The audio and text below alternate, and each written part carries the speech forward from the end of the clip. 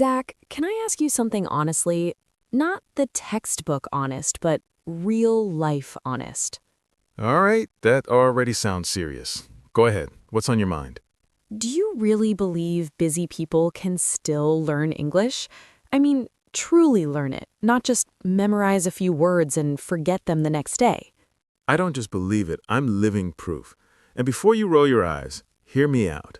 Being busy doesn't mean being incapable. It just means your time is sliced into tiny pieces instead of big blocks. That's interesting, because most people I know say, I'll learn English when I have more time, which usually means never. Exactly. When I have more time is one of the biggest lies we tell ourselves. It's like saying, I'll start exercising when life gets easier. Life rarely gets easier. You just get better at handling it. So you're saying the problem isn't time, it's the way people think about time. Bingo. Busy people think learning English requires 1 hour, a desk, a notebook, and total silence. That mindset alone scares them off. True. When I first tried to learn English, I thought I needed to sit down for at least an hour. If I only had 10 minutes, I'd say, what's the point? And that's where most people miss the boat. 10 minutes isn't useless. 10 minutes is gold if you use it right. Okay, convince me. What can someone realistically do in 5 or 10 minutes a day? A lot more than they think. 5 minutes while brushing your teeth, you can listen to a short English dialogue. 10 minutes while waiting for your coffee, you can repeat common phrases out loud, quietly if people are staring. Yeah, people already think I'm weird enough. Same here. But here's the thing. Busy people already have routines. They wake up, commute, eat, scroll on their phone, shower, fall into bed exhausted. English doesn't need to replace anything. It just needs to sneak into those moments. So instead of finding time, you're saying we should attach English to things we already do. Exactly. Stack it onto your life. I listen to English while cooking dinner. Not grammar lessons, real conversations. People arguing, joking, complaining. Real stuff. That sounds less painful than memorizing grammar rules. Because it is. Busy people don't have the mental energy for long explanations like present perfect continuous is used when they just want to say, I've been working all day, I'm exhausted. That sentence alone already feels useful. That's the point. Learn what you actually need, not everything, not advanced vocabulary you'll never use, just survival English at first. You know, this reminds me of a friend of mine. She's a nurse, working crazy shifts. She kept saying she was too tired to study, but she watches English videos while eating dinner. See, that's smart. She's killing two birds with one stone. No extra effort, no pressure. But some people say learning through conversation is not serious enough. They think if it's not grammar heavy, it doesn't count. That's old school thinking.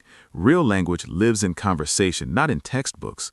When was the last time you thought about grammar rules while talking in your native language? Never. I just talk. Exactly. Busy people don't need theory, they need function. They need English that works in real life. Meetings, travel, small talk, online chats. Small talk is actually harder than people think. Totally. Saying things like, how's it going? Or, long day, huh? Sounds simple, but if you never hear it in real conversations, it feels awkward to use. I remember the first time I tried to say, I'm a bit tied up right now. It felt fake in my mouth. That's because language is muscle memory, and muscles grow through repetition, not explanation. So busy people should stop trying to learn everything and just focus on essential communication. Yes, think of English like a toolbox. You don't carry every tool everywhere. You carry what you need for the job. I like that analogy. It takes the pressure off. Pressure is the enemy. Busy people already live under pressure. If learning English feels like another burden, they'll drop it. That explains why so many people quit after 2 weeks. Yep, they go all in, burn out, then disappear. Slow and steady wins the race. Boring advice, but painfully true. So, what would you say to someone who feels guilty for only studying 5 minutes a day? I'd say 5 minutes every day beats 1 hour once a month. Consistency is king. That sounds like an idiom waiting to happen. It already is. Little by little, a little becomes a lot. Nice and very comforting. Busy people don't need motivation speeches. They need permission to go slow, to be imperfect, to sound silly. Sounding silly is a big fear. Huge fear. But guess what? Everyone sounds silly when learning something new. The difference is confident people push through it. So confidence comes after practice, not before. Exactly. You don't wait to feel confident to speak. You speak until confidence shows up. Wish someone had told me that earlier.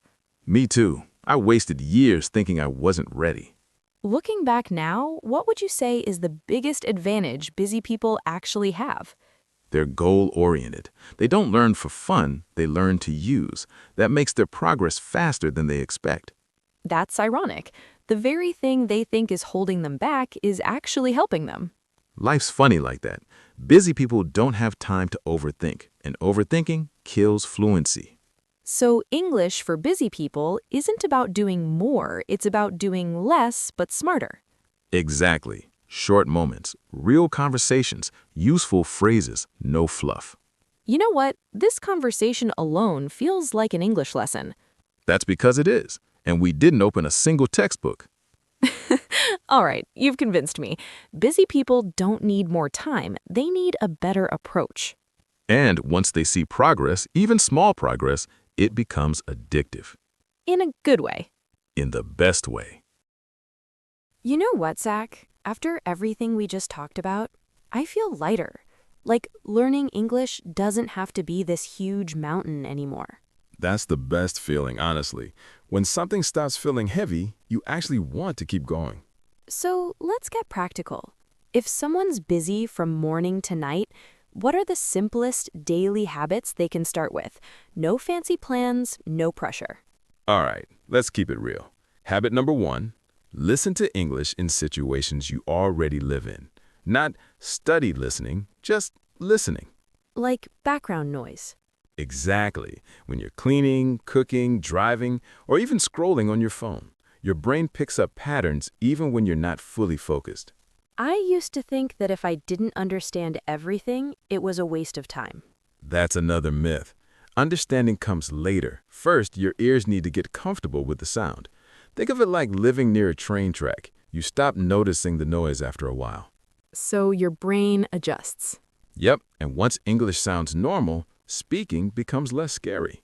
That makes sense. I remember watching English shows while folding laundry. At first, it was just noise. Months later, I caught myself laughing at jokes without subtitles. That's a win right there. Small wins matter. Busy people need to notice progress or they'll quit. Okay, listening is habit 1. What about speaking? That's where most people freeze. Habit number 2, talk to yourself. I know it sounds crazy, but hear me out. I already do that in my own language. Perfect. Just switch languages. Describe what you're doing. I'm making coffee. I'm running late. I need to reply to this email. Simple, everyday stuff. Exactly. No big speeches. Real-life sentences you actually use. I guess that builds confidence because there's no one judging you. No pressure, no embarrassment. You can mess up 100 times and nobody cares. Except maybe my cat. Cats are very judgmental. All right, what about vocabulary? People always ask, how many words should I learn per day? Honestly, forget that question. Habit number 3, remember sentence patterns, not single words. Can you explain that a bit more? Sure. Instead of memorizing the word busy, remember the pattern, I'm a bit tied up right now. That's how English is actually used. So one sentence gives you context, tone, and structure. Exactly. And you can reuse it everywhere. Work, messages, conversations. That feels much more practical than a long vocabulary list. Because it is. Busy people don't need to sound fancy. They need to sound natural. Natural English is often simple, right? Very simple. Native speakers reuse the same patterns all the time. That's the secret nobody tells you. I feel cheated. Same here, but better late than never. So listening, self-talk, sentence patterns, what's next? Habit number 4, repeat every single day, even when you're tired, especially when you're tired. That sounds boring. It is, but boring works. Repetition creates reflexes, and reflexes are what make you speak without translating in your head. I hate translating in my head. It slows everything down. Everyone does. That's why repetition is key. Say the same phrases again and again until they come out automatically. Like muscle memory. Exactly. You don't think about how to walk, you just walk. I like that comparison. It makes language feel more physical, less academic. Language is physical. Your mouth, your ears, your brain, they all need training. What about days when you're exhausted and just want to do nothing? That's when micro habits save you. 1 minute counts. Even 30 seconds counts. Really? Really, one sentence before bed, one phrase in the shower. It keeps the chain unbroken. Ah, don't break the chain. Exactly. Momentum is fragile. Protect it. You know, this reminds me of something. When I stopped trying to be perfect, my English actually improved faster. That's not a coincidence. Perfectionism is procrastination in disguise. Ouch, that hit close to home. Same here, but it's true. So the goal isn't fluency overnight, it's showing up daily. Yes, progress over perfection, always. If you had to give one final piece of advice to busy people learning English, what would it be? Make English part of your life, not a separate project. If it feels like homework, you won't stick with it. And if it feels like life, You won't even notice you're learning until one day you're speaking without fear. that's a powerful image. It's real. I've seen it happen. Slowly, quietly, day by day. So to anyone listening right now, busy, tired, overwhelmed, English is still possible. More than possible. It's closer than you think. You don't need more time. You need better habits And a little patience. and a lot of kindness towards yourself. I think that's the perfect note to end on. Agreed. One step at a time. You've got this. See you in the next conversation.